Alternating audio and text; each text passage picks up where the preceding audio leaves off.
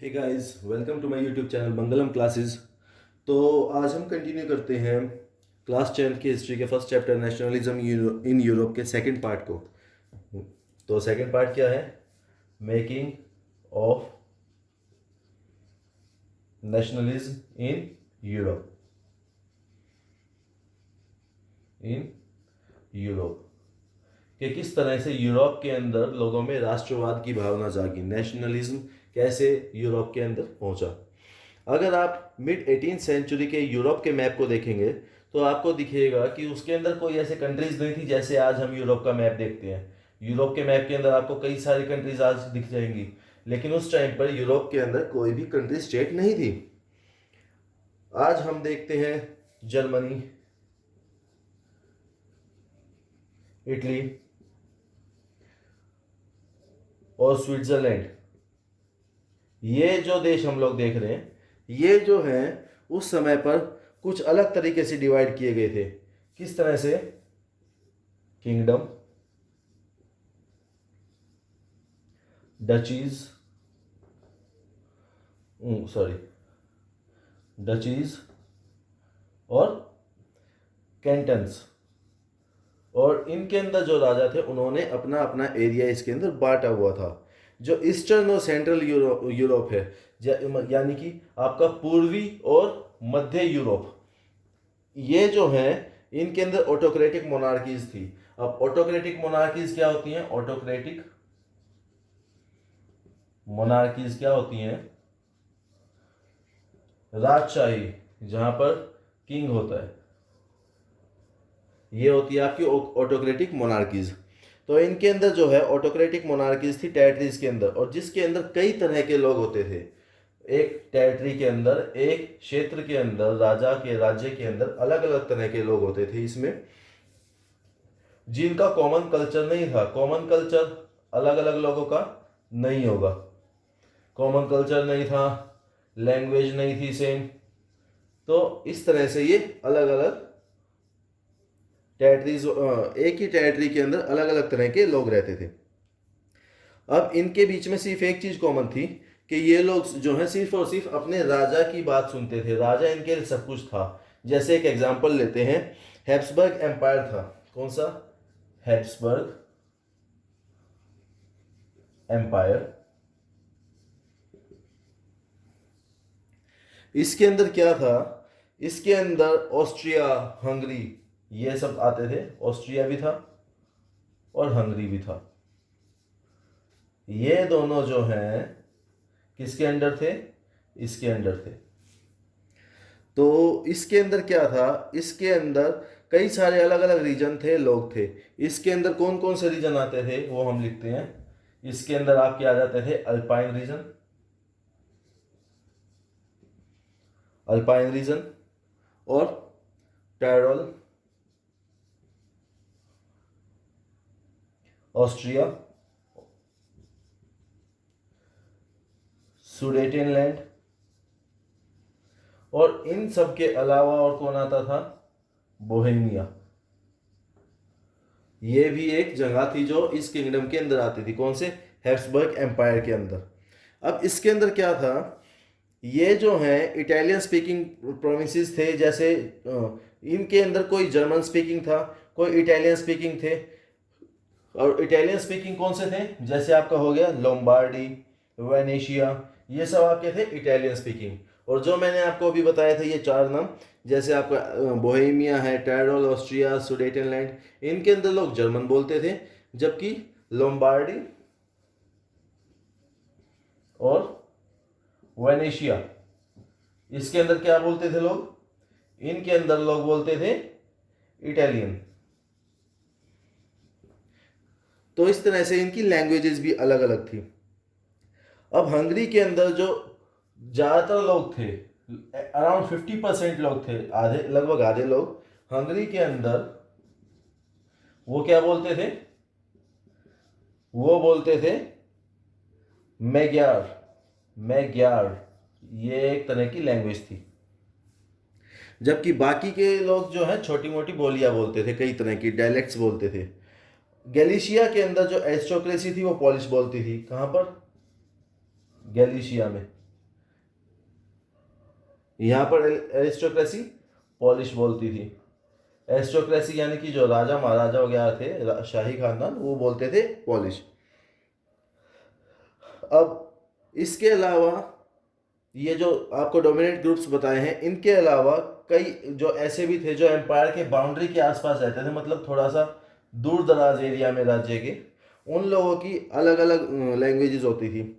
तो कुल मिलाकर ये सब जो हैं, इनके अंदर बाकी किसी चीज़ में एकता नहीं थी, सिर्फ एकता थी क्या, किंगडम के लिए ये लोग यूनाइटेड थे। कोई भी हो, वो सब किसके लिए थे मेन, वो सब किंगडम के प्रति यूनाइटेड थे, उनमें एक कॉमन चीज थी। तो अब इसके बाद देखते हैं एरिस्टोक्रेसी और न्यू मिडिल क्लास। एरिस्टोक्रेसी आई और नया मिडिल क्लास आया जब, तो सोशली और पॉलिटिकली जो लैंडेड एरिस्टोक्रेसी थी वो डोमिनेंट क्लास थी, यानी कि जो जमींदार लोग थे वो डोमिनेंट थे। ऑब्वियस है, जिसके पास लैंड होगा यानी वो लैंड लॉर्ड होगा, वो क्या होगा, वो डोमिनेंट क्लास होगी हमेशा, मतलब वो ज़्यादा डोमिनेट करेंगे। उनके पास पैसा भी है, पावर भी है, लोग उनके पास काम कर रहे हैं। जो मेंबर होते थे इस क्लास के, वो यूनाइटेड थे, एक कॉमन वे था उनका लाइफस्टाइल का। जो लैंडलॉर्ड थे, इनका एक कॉमन वे था लाइफस्टाइल का। कॉमन वे क्या था, गांव के अंदर इनके पास काफ़ी सारी खेती बाड़ी की ज़मीन होती थी और शहरों के अंदर इनके पास हवेलियां होती थी, टाउन हाउसेज होते थे। ये जब डिप्लोमेसी की बात करते थे, यानी कि कहीं पर जैसे कोई ज़रूरी बातें करनी है ऑफिस वगैरह के अंदर, तो ये क्या यूज़ करते थे, फ्रेंच। तो French was the official language, office वगैरह के अंदर यूज़ होती थी ये फ्रेंच लैंग्वेज। अब ये जो पावरफुल अरिस्टोक्रेसी थी, ये वैसे तादाद में ज़्यादा नहीं थी, पॉपुलेशन इनकी ज़्यादा नहीं थी, लेकिन इनके पास पावर थी और पैसा था, वो काफ़ी ज़्यादा था। जो पॉपुलेशन ज़्यादा थी वो किसकी थी, आम लोगों की, पीजेंट्स की, जो इनके पास काम करते थे। सेंट्रल यूरोप और ईस्टर्न यूरोप के अंदर जो पैटर्न था लैंड होल्डिंग का, वो आप देख सकते हैं बड़े बड़े एस्टेट्स में, जो कि आम लोग कल्टीवेट करते थे। मतलब उसमें एक पैटर्न था कि बड़ी बड़ी जो जगह थी वो लैंडलॉर्ड ने खरीदी हुई है, और उसको उनके अंडर काम करने वाले लोग क्या कर रहे थे, कल्टीवेट कर रहे थे, यानी उसके ऊपर काम कर रहे थे। और जो वेस्टर्न पार्ट्स थे सेंट्रल यूरोप के, कौन से वेस्टर्न पार्ट्स, किसके, सेंट्रल यूरोप के, तो इनके अंदर इंडस्ट्रियल प्रोडक्शन की ग्रोथ होने लगी और ट्रेड बढ़ने लगा। इस वजह से जो है टाउन्स की ग्रोथ होने लगी, यानी शहरों का विकास होने लगा, और कमर्शियल क्लासेस भी निकल कर आई थी, जो कि जिनका मेन काम क्या था, मार्केट के लिए प्रोडक्शन करना। जैसे हमारे यहाँ पर छोटे मोटे इंडस्ट्रियलिस्ट होते हैं, इसी तरह से मार्केट के लिए प्रोडक्शन करना। इंडस्ट्रियलाइजेशन जो है इंग्लैंड के अंदर कब आ गई थी, इंग्लैंड के अंदर इंडस्ट्रियलाइजेशन आ गया था 18th सेंचुरी में, 18th सेंचुरी के अंदर आ गया था ये। और बाकी आपका जर्मनी, फ्रांस, यहाँ पर फ्रांस, जर्मनी, इन जगहों पर आया 19th सेंचुरी के अंदर।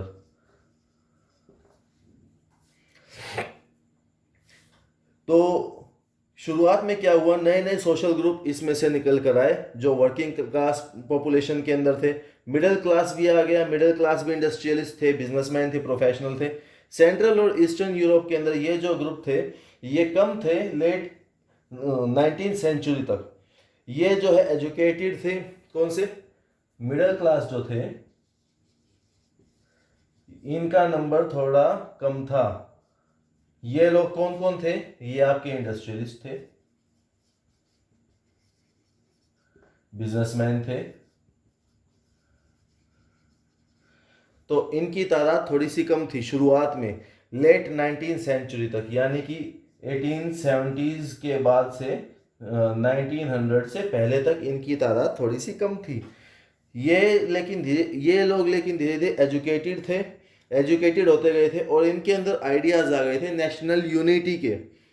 और इस वजह से ये लोग अब चाहते थे कि एरिस्टोक्रेसी को अबॉलिश किया जाए, यानी कि जो राजा महाराजा वाला सिस्टम है वो ख़त्म कर दिया जाए। लोगों के अंदर नेशनलिज्म की भावना इनसे ही पैदा हुई थी। अब दोस्तों बात करते हैं लिबरल नेशनलिज्म की। तो ये लिबरल नेशनलिज्म है क्या? इसके अंदर नेशनलिज्म तो हम कई बार पढ़ चुके हैं, देशभक्ति के बारे में भावना होती है जो उसको हम नेशनलिज्म का नाम दे सकते हैं। तो लेकिन यहाँ पर ये लिबरल जोड़ने का क्या मतलब था? तो लिबरल जो है एक लैटिन वर्ड था लिबर, लिबर जिसका मतलब था फ्री। तो यहाँ पर जो लिबरल नेशनलिज्म था इसका मतलब क्या हुआ? बिल्कुल आज़ाद, फ्री, कंप्लीट फ्रीडम। अब ये जो लिबरल नेशनलिज्म था ये फ्रेंच रेवोल्यूशन के टाइम पर ही लोगों के जहन में आ गया था, यानी कि जो ऑटोक्रेसी है, यानी कि ये राजा महाराजा वगैरह हैं, इनका अंत, क्लैरिकल जो प्रिविलेजेस है, यानी ये क्लर्जी नोबल वगैरह को जो मतलब पैदा होते ही इनको सारे अधिकार मिल जाते थे, उन सभी चीज़ों का अंत, एक कॉन्स्टिट्यूशन, एक ऐसी गवर्नमेंट जो इनको रिप्रेजेंट करे, आम लोगों को, आम नागरिकों को, और इन्हीं के लिए काम करे, और एक पार्लियामेंट, यानी कि ऑटोक्रेसी और क्लैरिकल प्रिविलेजेस, इनका अंत। और क्या है? Democracy, according to them democracy, जो एक्चुअल में थी नहीं उस टाइम पर, क्योंकि यूनिवर्सल सफरेज नहीं था उस टाइम पर। डेमोक्रेसी, कॉन्स्टिट्यूशन, गवर्नमेंट और पार्लियामेंट, ये सब चीजें ये मानते थे लिबरल नेशनलिज्म के अंदर आएंगी। तो यही चीज जो थी कि हर इंसान कानून के आगे बराबर होगा, ये सब जो थी, इसका मतलब आप ये ना माने कि यूनिवर्सल सफरेज के अंदर होगा, क्योंकि यूनिवर्सल सफरेज हमारा 1948 में आया था। अब बात क्या है यूनिवर्सल सफरेज की? यूनिवर्सल सफरेज क्या है? यानी कि मैन वीमेन कोई भी 18 अबव यानी 18 प्लस जो हैं वो वोट डाल सकते हैं, they can cast their vote. ये था यूनिवर्सल सफरेज। तो उस टाइम तक ये आया नहीं था। अब इसके अंदर क्या हुआ, आपको ध्यान होगा, फ्रेंच रेवोल्यूशन जो आपने चैप्टर पढ़ा हुआ है उसके अंदर क्या हुआ था, सबसे पहला पॉलिटिकल एक्सपेरिमेंट हुआ था लिबरल डेमोक्रेसी का। लिबरल डेमोक्रेसी के अंदर क्या था, लोगों ने यहाँ पर अपनी वोटिंग तो शुरू की थी, लेकिन वोटिंग सिर्फ किसको दी गई थी? वोटिंग के राइट्स दिए गए थे मैन हु ओन्ड प्रॉपर्टी, यानी जिनके पास प्रॉपर्टी थी सिर्फ वही लोग अपनी वोटिंग कर सकते थे। कुछ समय के लिए ये जैकोबिन क्लब, आपने 9th क्लास में पढ़ा हुआ है, जैकोबिन क्लब के राज में, जैकोबिन्स की जब गवर्नमेंट आई थी तो कुछ समय के लिए सभी आदमियों को ये राइट मिले थे, ऑल मैन, सभी को ये वोट देने का राइट मिले थे, लेकिन तब भी वीमेंस को कोई राइट नहीं मिले थे वोट देने के। लेकिन उसके कुछ समय के बाद नेपोलियनिक कोड आ गया। नेपोलियनिक कोड की हमने लास्ट क्लास में चर्चा की थी। नेपोलियनिक कोड, इसके अंदर उसने दोबारा से वही पुराने तौर तरीके अपनाने शुरू कर दिए थे। अब ये सिर्फ उसी को वोट देने का अधिकार था दोबारा से जिनके पास प्रॉपर्टी थी। तो इसके अंदर पूरा 19th सेंचुरी और शुरुआत की 20th सेंचुरी के अंदर भी वुमेन और वो आदमी जिनके पास प्रॉपर्टी नहीं थी, कौन कौन? वुमेन और प्रॉपर्टी लेस मैन, इनको वोट देने का अधिकार नहीं था, ये वोट नहीं दे सकते थे। तो अब इकोनॉमिक स्फीयर के अंदर लिबरलिज्म क्या था?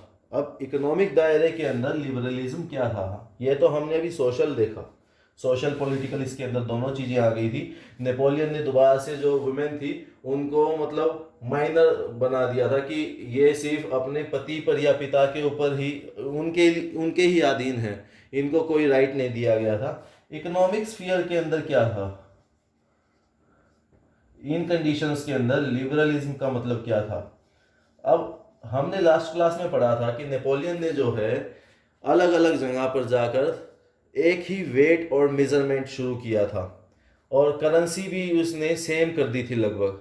तो क्या था इसके अंदर, कुछ समय तक जब ये नेपोलियन ने अपने कोड लागू नहीं किए थे, तो अगर किसी व्यापारी को अपने गुड्स को मूव करना था, अगर गुड्स की मूवमेंट होती थी, जैसे आज के टाइम में दिल्ली से आपको यूपी जाना है और दिल्ली से हरियाणा जाना है या किसी भी स्टेट में जाना है, तो आपको स्टेट का टैक्स देना होता है। इवन आप क्या आप को मैं बता दूं, अगर आप 1 रुपए की कोई टॉफी भी ले रहे हैं तो उसके अंदर भी कई तरह के आपको टैक्स देने पड़ रहे हैं।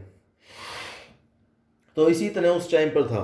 मिडिल क्लास जो थी, जो अब धीरे धीरे इंडस्ट्रियलिस्ट बनती जा रही थी, गुड्स बना रही थी, मूवमेंट हो रही थी जिनके गुड्स की, तो उनको भी जो है अपने मूवमेंट्स की वजह से ये टैक्स देने पड़ रहे थे। अब जर्मनी के अंदर ही देखिए, जर्मन स्पीकिंग रीजन थे, उनकी स्टोरी बताता हूं मैं।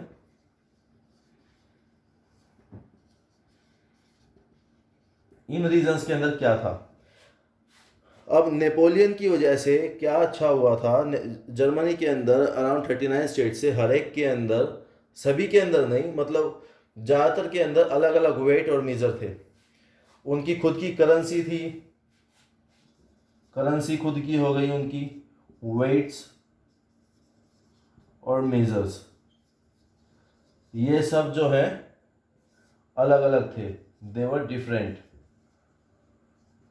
अक्रॉस रीजन्स, अलग अलग रीजन में अलग अलग थे ये सब। तो अब आप एक एग्जांपल देखिए, अगर 1833 के अंदर एक मर्चेंट, 1833 के अंदर एक मर्चेंट को अपना हैम्बर्ग से न्यूरेमबर्ग सामान ले जाना था, मर्चेंट ने अपना सामान ले जाना है हैम्बर्ग से न्यूरेमबर्ग, ताकि ये अपने सामान को वो क्या कहते हैं बेच सके आगे मार्केट के अंदर। तो उसको इसके बीच में कितने बैरियर्स क्रॉस करने थे, 11 बैरियर्स, 11 बैरियर्स उसको क्रॉस करने पड़ते थे। अब हर बैरियर पे उसको कितनी ड्यूटी पे करनी पड़ती थी, 5% ड्यूटी। अब वो ड्यूटी भी क्या थी, ड्यूटी पे करने के लिए प्रॉब्लम क्या आती थी यहाँ पर नहीं, कि हर जगह का वेट और मेजरमेंट अलग था। सपोज कीजिए अगर वो एक टेक्सटाइल मर्चेंट था और उस टाइम पर जो टेक्सटाइल था उसको इसमें मापते थे, मेजरमेंट उसका एल में होता था, एल। अब ये जो एल था, ये अगर आप फ्रैंकफर्ट के अंदर देखेंगे, फ्रैंकफर्ट एक जगह का नाम है, फ्रैंकफर्ट, और फ्रैंकफर्ट में, अब मैं आपको सभी लिख देता हूँ फिर आप समझेंगे। फ्रैंकफर्ट है आपका, मेंस है आपका, न्यूरेमबर्ग है आपका, फ्राइबर्ग है आपका। तो इनके अंदर आप देखिए कितना डिफरेंस है। एक एल फ्रैंकफर्ट में कितना होगा, 54.7 सेंटीमीटर, मेंस के अंदर होगा 55.1 सेंटीमीटर, न्यूरेमबर्ग में 65.6 और फ्राइबर्ग में 53.5। तो ये देखिए चारों के अंदर कितना डिफरेंस आ जाता है, और अकॉर्डिंगली इनकी ड्यूटीज़ के अंदर, कस्टम ड्यूटीज़ के अंदर फ़र्क आ जाएगा, 5% according to the length, according to the measurement. इस तरह की कंडीशंस जो हैं इकोनॉमिक एक्सचेंज को काफ़ी ज़्यादा नुकसान पहुंचा रही थी। तो लोगों का आर्ग्यूमेंट था कि अब ये तरीका नहीं होना चाहिए, कोई एक सिंगल यूनिफाइड तरीका होना चाहिए। तो 1834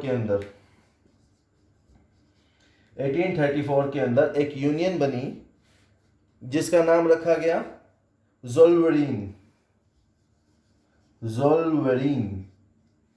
अब ये ज़ोल्वेरीन का काम क्या था, ये जो है किसकी तरफ से था, ये रशिया ने बनाया था।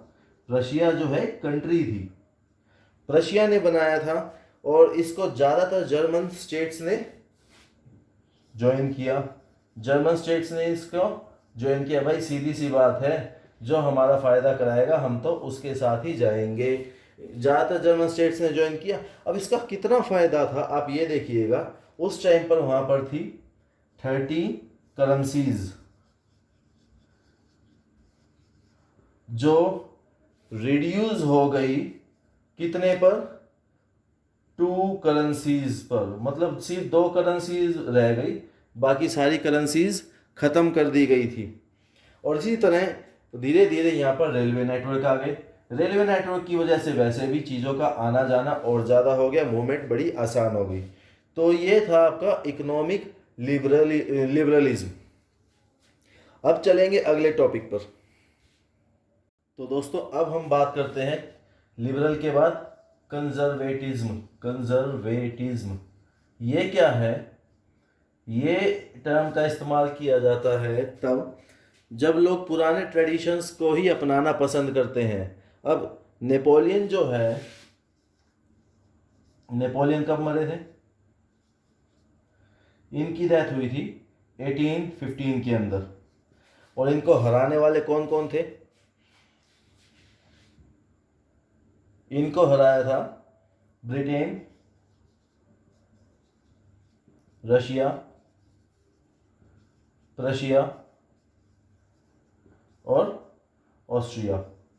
इन चारों ने मिलकर नेपोलियन को हराया था।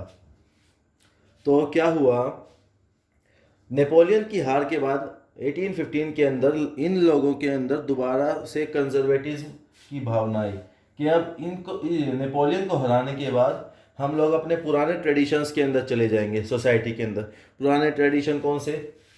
आपका ऑटोक्रेसी और ट्रेडिशनल इंस्टीट्यूट्स और चर्च, सोशल हायरार्की। ये सोशल हायरार्की क्या है? ये वही है कि जिस भी एस्टेट के अंदर आप पैदा होंगे उसके अकॉर्डिंग आपको काम करना पड़ेगा। ये सब चीज़ें दोबारा से इन्होंने शुरू कर दी। लेकिन कुछ एक लोग ऐसे भी थे जो इन सब को नहीं पसंद करते थे। कंजर्वेटिज्म के अंदर तो वो भी थे, वो भी इसको पसंद करते थे, मगर वो चाहते थे कि जो नेपोलियन है, नेपोलियन ने जो हमारे को तौर तरीके सिखाए हैं वही हम लोग अगर कंजर्वेटिज्म के अंदर लागू करते हैं तो हम जो है हमारी मोनार्की को और ज़्यादा अच्छा बना सकते हैं और ज़्यादा स्ट्रेंथ मिलेगी उसको। तो इससे क्या हुआ, उनका मानना था एक मॉडर्न आर्मी तैयार की जाए और यूरोप के अंदर जो उनकी मोनार्की है वो इससे स्ट्रॉन्ग हो जाएगी। 1815 के अंदर, 1815 के अंदर यानी जब नेपोलियन मारा गया था, यूरोपियन पावर्स कौन कौन सी? ब्रिटिश, रशिया, प्रशिया और ऑस्ट्रिया, जिन्होंने मिलकर इसको हराया था। इन्होंने वियना, ये नाम ध्यान रखना, 1 मार्क क्वेश्चन आता है इस पे, ट्रीटी ऑफ वियना, अभी हम पढ़ेंगे इसमें क्या था। वियना के अंदर एक सेटलमेंट किया यूरोप के लिए, ये सब वहाँ पर इकट्ठे हुए। ये जो कांग्रेस थी ये होस्ट की गई किसके थ्रू? ऑस्ट्रिया के चांसलर थे, ऑस्ट्रियन चांसलर।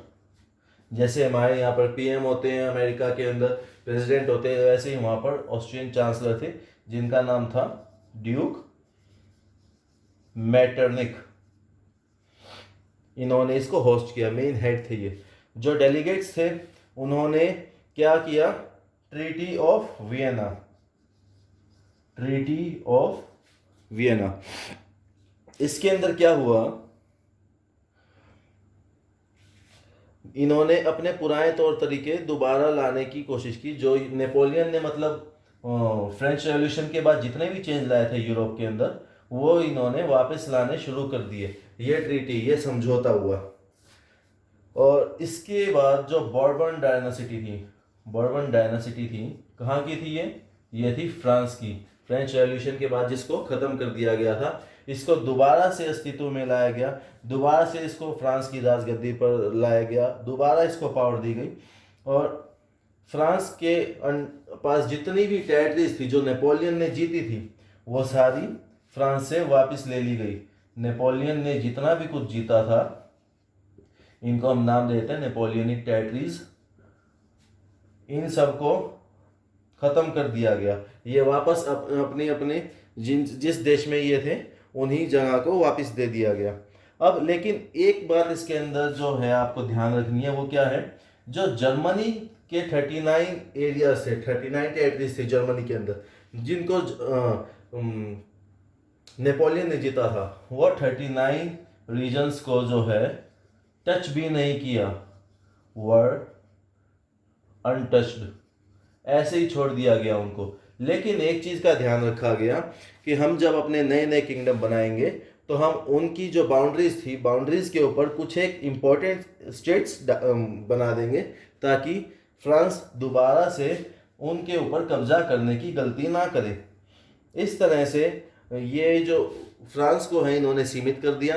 अब इसके तहत क्या क्या हुआ, इसके अंदर नीदरलैंड्स, नीदरलैंड्स को क्या मिला, नीदरलैंड्स के अंदर आ गया आपका बेल्जियम जो आज के टाइम में है, ये इकट्ठे हो गए। अब इसके अलावा रशिया,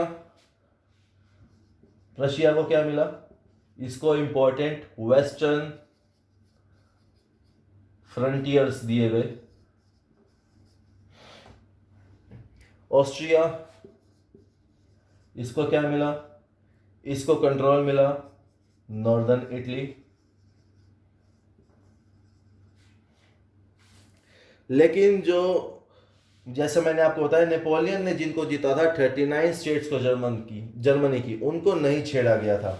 अब कंजर्वेटिव रिजाइम्स जो थे 1815 के वो ऑटोक्रेटिक थे, तो उन्होंने क्या किया, क्योंकि ये कंजर्वेटिव हैं यानी कि राजे महाराजे वाले, इन्होंने क्या किया, इन्होंने जो भी इनको क्रिटिसाइज करता था, क्रिटिसाइज करने वालों को इन्होंने मार दिया, दबा दिया, उनको सप्रेस कर दिया इन्होंने। ज्यादातर जो है इन्होंने क्या किया, सबसे बड़ी बात जो थी वो थी सेंसरशिप लागू कर दिया। सेंसरशिप यानी मीडिया हो, न्यूज़पेपर में ही आता है ये सब कुछ। मीडिया को उस टाइम पर इन्होंने सेंसर कर दिया कि वो क्या छापेंगे, इनके बारे में क्या नहीं, वो सब इनको पता होगा राजों महाराजों को। बुक्स होंगी, प्लेज होंगे, गाने होंगे जिनके अंदर लिबर्टी या फिर फ्रेंच रेवोल्यूशन के बारे में बात की जाएगी, उनको पहले ये चेक करेंगे, उसके बाद लोगों के सामने जाने देंगे। लेकिन इसके बाद जो है बावजूद कुछ एक थे लिबरल नेशनलिस्ट, उन लोगों ने इस चीज़ को क्रिटिसाइज किया कि, और सबसे ज़्यादा मेन उन्होंने फोकस किया कि कम से कम प्रेस पर तो आप फ्रीडम रहने दीजिए, उस पर तो सेंसरशिप ना लगाइए। क्योंकि अगर प्रेस किसी भी कंट्री की फ्री होगी तो वो उस कंट्री की गवर्नमेंट के बारे में अगर कुछ गलत होगा तो गलत भी दिखा सकती है, और अच्छा होगा तो अच्छा भी दिखाएगी। प्रेस को फ्रीडम मिलनी चाहिए सच्चाई बोलने की। तो गाइज आज का हमारा लास्ट टॉपिक है इसके अंदर रेवोल्यूशनरीज। रेवोल्यूशनरीज हिंदी में क्रांतिकारी।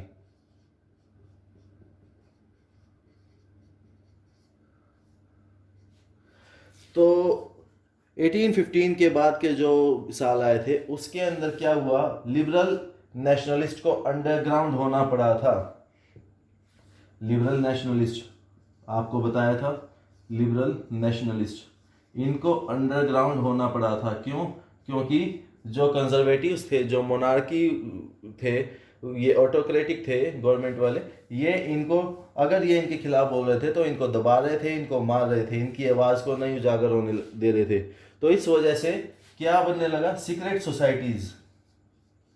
सीक्रेट सोसाइटीज कि चुपचाप से आप लोग काम करेंगे मोनार्की के खिलाफ। अगर आप इनका सदस्य बनना चाहते थे तो इसका मतलब सीधा सीधा ये था कि आपको हर हाल में जो है अपने आइडियाज़ लोगों तक पहुंचाने पड़ेंगे, और मोनार्कियल जो फॉर्म्स हैं, तौर तरीके हैं, उनका आपको अपोज करना पड़ेगा, जो कि वियना कांग्रेस के बाद आए थे। तो इस वजह से आप क्या बनेंगे, आप सीक्रेट सोसाइटी के सदस्य बनेंगे, और आपका मेन एम क्या होगा, to fight for liberty and freedom. इनमें से ज़्यादातर जो रेवोल्यूशनरीज थे वो चाहते थे कि जो नेशनल स्टेट्स थे वो बने, क्योंकि वो बहुत ज़्यादा ज़रूरी थे फ्रीडम के संघर्ष के लिए, स्ट्रगल के लिए। नेशनल स्टेट बने यानी कि किसी टेरिटरी के अंदर कोई राज्य, कोई एरिया ना आए, वो खुद अपना एक अलग स्टेट बने। और ऐसी सोच वाले थे कौन, गिसिपी मजीनी। ये नाम ध्यान रखिएगा, 3 मार्क्स के अंदर ये क्वेश्चन आ जाता है। ये कहाँ पैदा हुए थे? जिनेवा के अंदर इनका जन्म हुआ था। कब? 1807 के अंदर, यानी नेपोलियन के मरने से 8 साल पहले और फ्रेंच रेवोल्यूशन के 18 साल बाद। ये जो है सीक्रेट सोसाइटी के मेंबर बने थे। कहाँ के? कार्बोनरी। सीक्रेट सोसाइटी कहाँ की? कार्बोनरी। अब जब ये 24 साल के थे, इनको एग्जाइल दे दिया गया था। When he was 24 he was exiled. किस वजह से?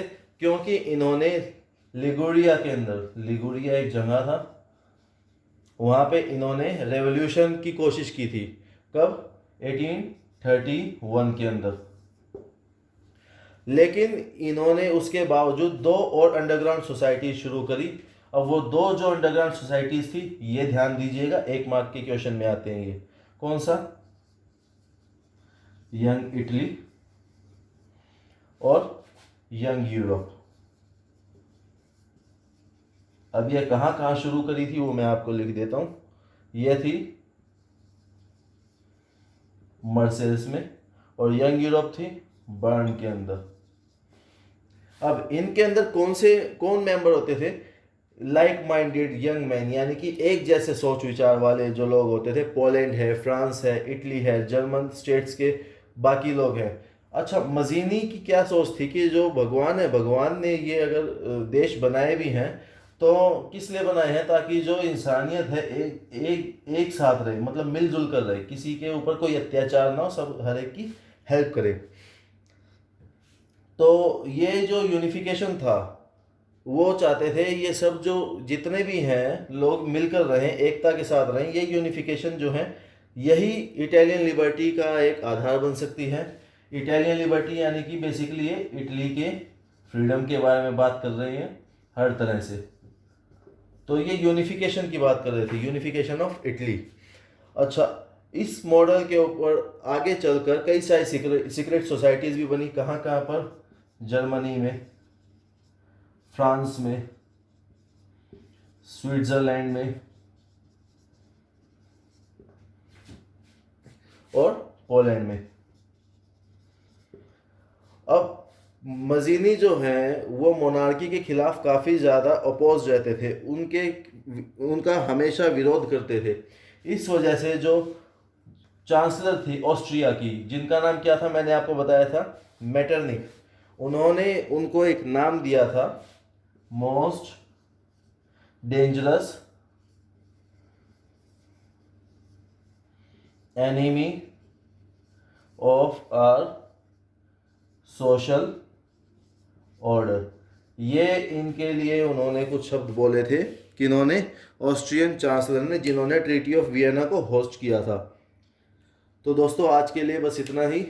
Thank you. कैसा लगा दोबारा आप कमेंट के अंदर बताइएगा। लाइक करें, शेयर करें, सब्सक्राइब करें और नोटिफिकेशन आइकन जरूर दबाएं। Thank you.